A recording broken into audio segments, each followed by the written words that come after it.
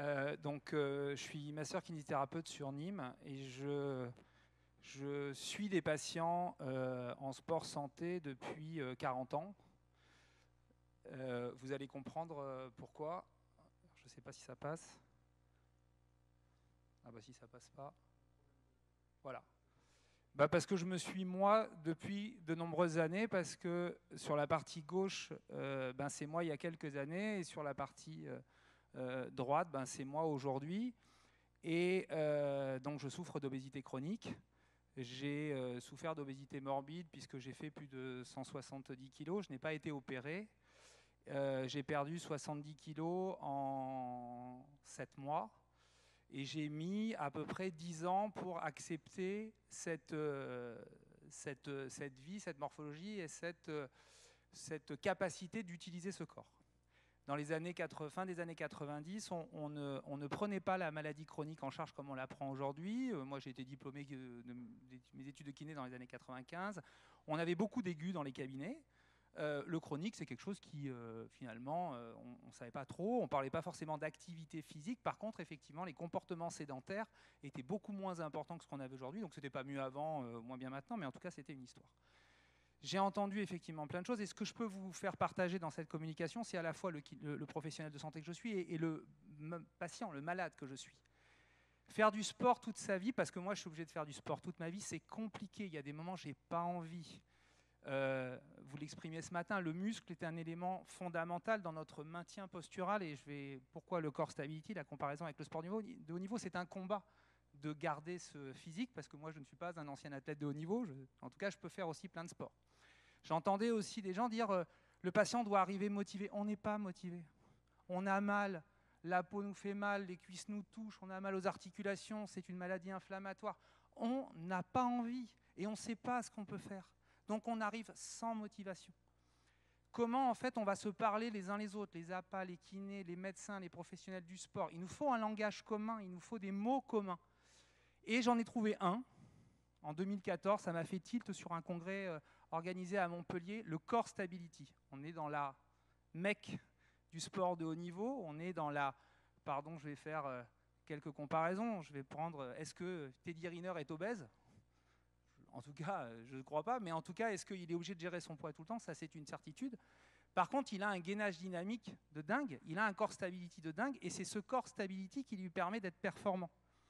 Alors, le core stability, c'est ce qui nous permet, la chose importante qui fait qu'on est en bonne santé, qui fait que le sport va servir à quelque chose, c'est qu'on va avoir un bon équilibre sagittal. C'est le truc de la performance. C'est ce que vous cherchez tous, les entraîneurs, les médecins du sport, les athlètes, vous cherchez à garder de la hauteur parce que c'est ce qui va permettre aux énergies de passer du sol vers la réalisation, c'est ce qui va nous permettre de respirer, c'est ce qui va nous permettre de digérer, c'est ce qui va protéger nos articulations. Et ça, dans le sport, ça s'appelle le concept du core stability ou le gainage lombo-pelvis-fémoral. En médecine, le gainage lombo-pelvis-fémoral. Le gainage lombo-pelvis-fémoral, donc ce maintien de l'équilibre sagittal, il est très important, notamment dans un modèle de chronicité, qui est la lombalgie chronique. Et il met en jeu toute une série de muscles posturaux dont vous nous avez parfaitement parlé ce matin, qui sont des muscles, par exemple, non utilisés dans l'obésité, et qui dépensent de l'énergie, et qui fait que si vous êtes assis avec un bon équilibre sagittal, vous allez solliciter ces muscles posturaux, dépenser plus d'énergie, et vous aurez une sédentarité, on va dire, dite active, si je peux me permettre, je parle sous votre contrôle, bien évidemment. Donc, on est à la recherche de cet équilibre sagittal. C'est ce qui va faire aussi que si on fait de la marche rapide, on ne va pas se faire mal aux genoux, on ne va pas se faire mal aux épaules. Parce que dès qu'on a une moindre douleur, dès qu'on a un moindre doute, on arrête. Et à qui on en parle ? C'est ce que je vais essayer de développer dans cette pratique. Alors, il y a quelque chose dont on parle beaucoup. En tout cas, moi, je m'intéresse depuis de nombreuses années à cette problématique. Vous l'avez compris, de manière personnelle, mais aussi de manière professionnelle. Et il y a quelque chose qui, je pense, va nous aider à savoir si on doit faire, comment on va arriver à se converger, c'est le bilan, c'est l'évaluation. Et il y a quelque chose qui est important quand on s'occupe de malades chroniques, c'est le toucher. Alors il y a le toucher par les mots, on en a beaucoup parlé ce matin, il y a le toucher physique, il y a le toucher par les objectifs, et finalement, le masseur-kinésithérapeute a une spécialité, c'est la palpation. On est aujourd'hui, on traverse dans nos cabinets à peu près 4 millions de personnes par semaine, beaucoup de chroniques, de plus en plus. On a cette capacité de toucher, d'évaluer ce que vous expliquez, la tenségrité. Ce serait intéressant de travailler sur la sarcopénie, en tout cas sur la perte de la qualité musculaire, puisqu'on nous a dit ce matin que pour qu'un geste soit efficace et ergonomique, il fallait qu'on ait un muscle compliant, il fallait qu'il soit élastique, qu'il soit contractile, qu'il soit peu douloureux. Et ce muscle-là, c'est la matérialisation de notre histoire dynamique. Et aujourd'hui, la profession, celle dans laquelle je m'inscris depuis de nombreuses années, elle peut contribuer aux côtés du bilan du médecin, qui est indispensable, aux côtés du bilan APA, qui est complètement complémentaire au nôtre, à venir se greffer sur le choix de cette activité qui va soigner. Cette activité qu'on veut endurante, qu'on veut stimulante sur le fait de faire de la synthèse musculaire si on veut lutter sur de la sarcopénie, pour qu'à l'arrivée, le patient puisse faire une activité non contraignante, sans douleur, et l'amener à son objectif. C'est-à-dire que le sport santé, c'est aussi parfois dire à des gens, vous allez faire certaines activités pour arriver à l'activité de loisir. Il y a beaucoup de sportifs dans cette salle. Est-ce que, globalement, le sportif aime faire des séries, des répétitions? Non, il aime jouer, il aime pratiquer, il aime faire. Par contre, il accepte toute une charge de travail pour pouvoir arriver à ce qui lui fait plaisir. Mais moi, quand je faisais 170 kilos et que je montais sur une selle de vélo, ben, j'avais mal aux fesses. Et pourtant, j'ai monté le Galibier, une fois que j'avais perdu de poids. Sauf que quand je suis arrivé dans cette montagne, seul, j'y serais jamais arrivé. Donc j'avais des gens qui étaient à côté de moi, qui m'ont dit, à ce moment-là, tu mets tel pignon, à ce moment-là, tu fais comme ça. Par contre, tu dois te tenir droit parce qu'il va falloir que tu respires, parce qu'il faut que ton diaphragme s'engage. Et finalement, ça, comment on peut comprendre, comment on peut évaluer? Donc il y a un certain nombre de choses à comprendre sur ce fameux gainage lombopelvie-fémoral qui est impacté par la maladie chronique. Pardon. Ah, c'était pas la bonne présentation. Alors, écoutez, on va parler de douleur. On parlera ensuite des muscles. C'est pas grave. La douleur, il faut essayer de la comprendre. La douleur, elle est physique, elle est morale, elle est fonctionnelle. En tout cas, on sait dans le modèle de la maladie chronique qu'elle va aussi impacter notre posture. C'est-à-dire que quand on a mal, on se recroqueville, on se ferme. Donc, fatalement, on fonctionne moins bien. Si ça dure très longtemps, on perd de l'élasticité musculaire, on s'enraidit sur le plan articulaire, et parfois, quand on se déroule, qu'on doit retrouver, ça nous remémore des histoires qui vont faire qu'on peut se bloquer et que parfois, dans une prise en charge de la maladie chronique, on va avoir besoin d'autres acteurs que peuvent être un psychologue, que peuvent être mon histoire du vélo, un éducateur qui va m'accompagner dans la performance, que peut être le travail du muscle en tant que tel, parce qu'il va falloir l'assouplir et lui redonner de l'élasticité pour que justement le mouvement se fasse. Donc la douleur, ça peut impacter notre posture, notre fonction. Mais la douleur, ça impacte aussi la qualité de la contraction musculaire. Le fameux système neuromoteur, cette fameuse synergie qui fait que vous avez un gainage, parce que le gainage, le concept du core stability, on en parlera après, je suis désolé, là, il y avait une erreur sur ma présentation, c'est le fait que tous ces muscles du maintien, tous ces muscles de la posture, tous ces muscles stabilisateurs se contractent ensemble. Mais si à un moment donné l'image n'arrive pas, pour un certain nombre de raisons, et ben en fait, ces muscles, il n'y a pas de co-contraction, et donc on peut aller vers la blessure. Donc la partie neuromotrice est importante, et donc dans le malade chronique, les entrées neuromotrices sont les pieds, les yeux, les oreilles, la peau, et donc tout ça peut être altéré, et donc vous pouvez avoir une perturbation du schéma informationnel et donc de la réalisation. Essayez de comprendre aussi la symptomatologie de la douleur. Je travaille beaucoup en ce moment avec un certain nombre de spécialistes de la douleur chronique, c'est qu'il y a toujours un point de départ sur la douleur, et notamment dans l'entretien, ce qui est important, c'est essayer de l'identifier, de le trouver, parce que quand vous allez être dans une démarche progressive du sport santé, vous allez, à un moment donné, repasser par une sensation qui va rappeler, qui va mémoriser, parce qu'on mémorise les histoires. On sait aussi, il y a un certain nombre de papiers qui sont sortis maintenant grâce à l'IRM fonctionnel, qu'une douleur persistante trop longtemps, en fait, vient atrophier en fait, notre système nerveux central, notre système régulateur de la qualité de la contraction. Donc, quelquefois, vos patients, vos athlètes, qui n'ont pas de motivation, c'est juste parce que ça a duré trop longtemps et qui se sont un peu atrophiés aussi de ce côté-là, et que le cerveau, comme les autres muscles du corps, a besoin d'être entraîné, d'être stimulé pour être efficace. Donc, il est important d'essayer de retrouver le ou les traumatismes primaires qui vont engendrer derrière éventuellement une inactivité, une fatigue, une insomnie, une anxiété. Et par exemple, pendant le Covid peut avoir été un traumatisme qui a conduit à une forme de sédentarité qui fait que quand les gens vont repartir et qu'ils vont avoir une douleur à un tel endroit, ils vont se rappeler des quelques traumatismes qu'ils ont eus éventuellement le jour du confinement. C'est un exemple, mais il y en a plein d'autres. Pour permettre à votre patient, et ça c'est presque le truc le plus important, de sortir parfois de ce cercle vicieux. Vous savez, ce patient qui dit « Oh, il m'ennuie en fait, il n'a pas envie, il n'est pas motivé. » Non, c'est juste qu'à un moment donné dans son histoire, dans son parcours, il a croisé ce système et en fait il a peur d'y aller. Quand moi je suis arrivé devant le Galibier, ben, j'ai pensé à mes fesses et au bout des 3/4 du truc, je peux vous assurer que sur mon vélo, je ne pensais pas que j'étais au Galibier. Je pensais à ces heures dans la salle de sport devant le miroir où j'essayais de maigrir et où j'y arrivais pas. C'est à ça que j'ai pensé. Et si j'avais pas eu des gens à côté de moi pour me rappeler où j'étais, ben j'aurais arrêté, j'aurais laissé tomber le vélo. Pour vivre cette petite seconde quand tu arrives au bout et que tu as passé la butte. Et alors, il y a un problème derrière la butte. C'est qu'est-ce que vous allez y mettre?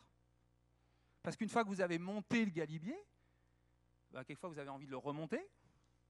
Puis quelquefois, vous n'avez pas envie de le remonter parce que derrière, il s'est passé chose. Donc, il y a tout cet accompagnement qui fait qu'on peut retourner dans ce catastrophisme. Et donc ça, c'est hyper important de le préparer. Et alors, je ne sais pas si les APA doivent être professionnels de santé ou pas, mais ce que je peux vous assurer, c'est que depuis tout ça, on ne peut pas y arriver seul. Ça, c'est une certitude. Pas un APA ne peut y arriver sans un kiné, et pas un kiné ne peut y arriver sans un APA, et pas un kiné peut y arriver sans le médecin, et inversement, et voilà. Et personne ne pourra y arriver seul. Et le patient, parce que c'est surtout lui qui est important à travers en dehors de nos égos, le patient n'y arrivera jamais seul.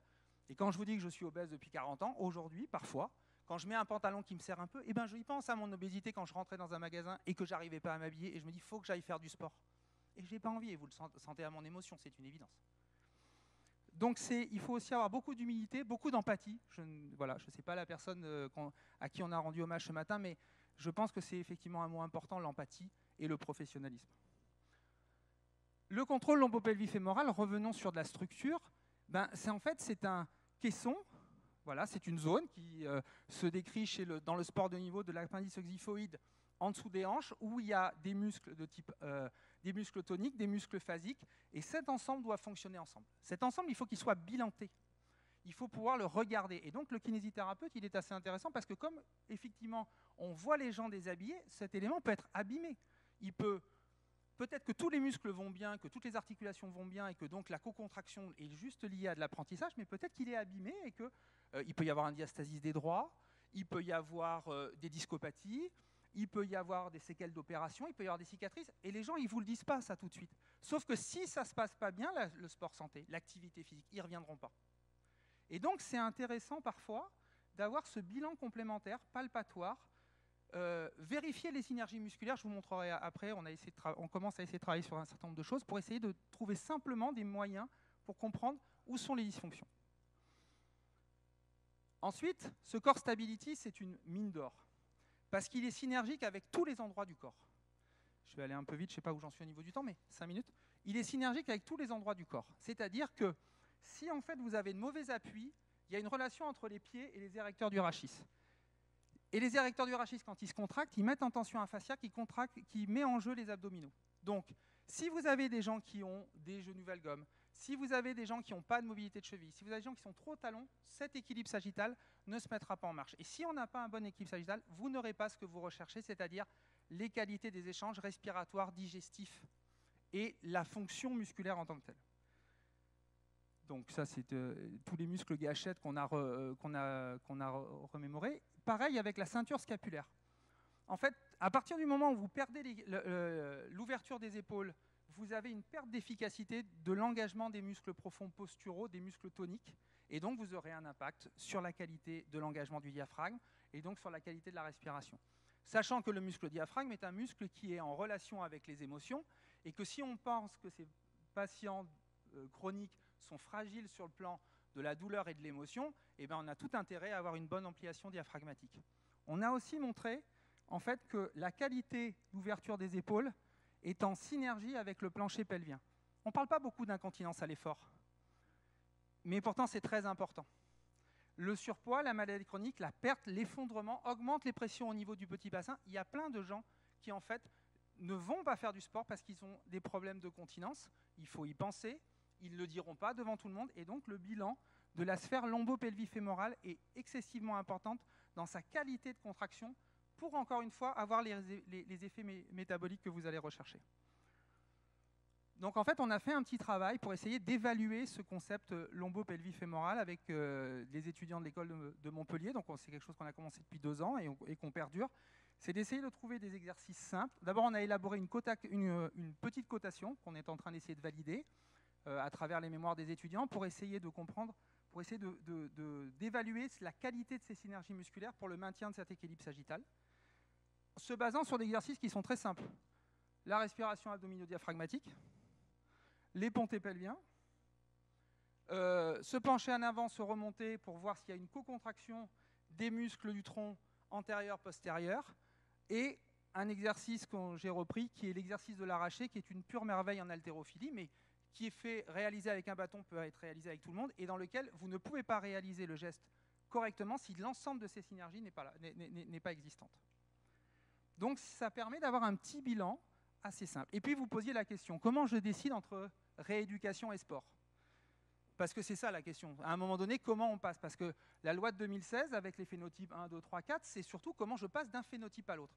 Je pense que le kiné, il a un rôle important à jouer dans le passage des phénotypes, dans l'accompagnement musculo-squelettique et émotionnel dans le passage des phénotypes. Et ben, on fait l'évaluation de ce Core Stability. Il y a un papier qui est sorti en 2013 et qui a montré qu'en fonction de la qualité du Core Stability dans le sport santé, eh ben, on était plus vers de la rééducation ou plus vers de la réathlétisation si on voulait en fait obtenir les effets métaboliques souhaités.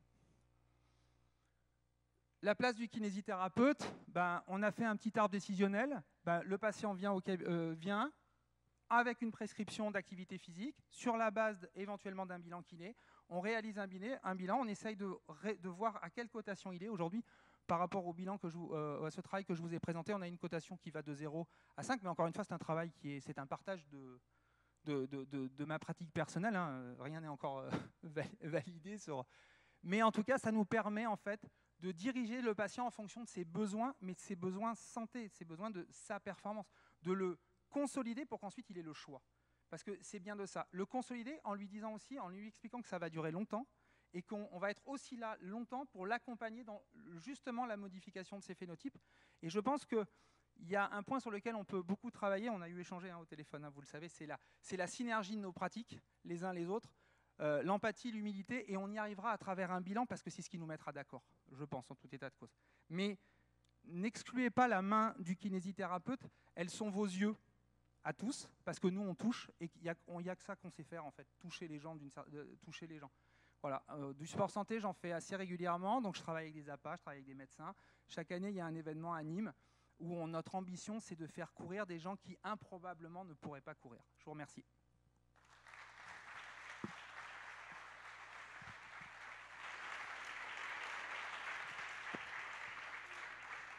Merci beaucoup pour cette...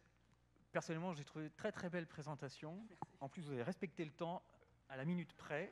Alors, j'imagine qu'il doit y avoir des questions, parce que sinon je ne comprends rien au sport santé, parce que moi j'ai une remarque et une question. La remarque, c'est qu'effectivement, ce matin, il a été dit qu'il fallait que les gens prennent du plaisir. Vous avez un peu contredit ça. Et ben, moi, je suis assez d'accord avec vous, parce que moi, je vous ai dit, je suis gynéco, j'opère une centaine de cancers de dames qui ont un cancer du sein par an. Le cancer du sein, ça touche plutôt la dame de plus de 50 ans, voilà. Et bah, comme dans la population générale, la majorité de ces femmes ne sont pas actives. Et à 50 ans, prendre une activité physique, c'est pas là qu'on va prendre du plaisir. Et donc, par contre, de faire de l'activité physique après un cancer du sein, on diminue le risque de récidive de 40%. Donc moi, je leur dis, prenez ça comme un traitement. Si vous allez faire une séance de chimiothérapie, si on vous dit qu'il faut de la chimiothérapie, vous allez y aller. C'est pas très marrant, hein, la chimiothérapie. Je leur dis, mais par contre, si vous faites de la marche 30 minutes par jour, ça va être plus efficace que la chimiothérapie, ce qui ne veut pas dire qu'il ne faut pas faire de chimiothérapie. Ça va être plus efficace que la chimiothérapie, mais par contre, vous n'aurez pas d'effet secondaire. Et très rapidement, vous allez avoir un bien-être qui va arriver. Mais prenez ça d'abord comme un traitement. Marchez, allez marcher. C'est votre traitement tous les jours. Vous dites, si je n'ai pas envie, je vais faire mon traitement. Je vais faire chimio, mais après, je marche. Et moi, je vous rejoins que je pense que, dans un premier temps, en prévention tertiaire, en fonction de la pathologie chronique, c'est pas forcément du plaisir que de faire de l'activité physique.